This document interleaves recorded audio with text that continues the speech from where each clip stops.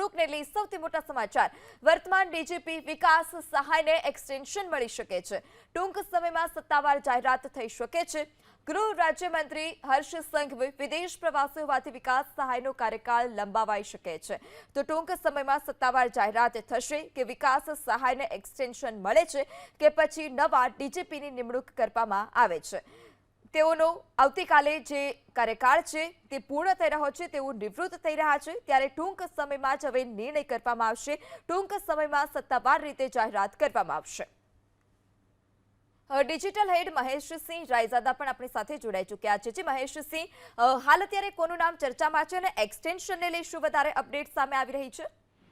એ પૂરતા ખાસ કરીને આવતીકાલે જે ડીજી વિકાસ સહાય વય મર્યાદાને લઈને જે નિવૃત્ત થવાના હતા તેમને વધુ એક એક્સટેન્શન 3 મહિનાનું મળી શકે છે એવી સંભાવના રહેલી છે।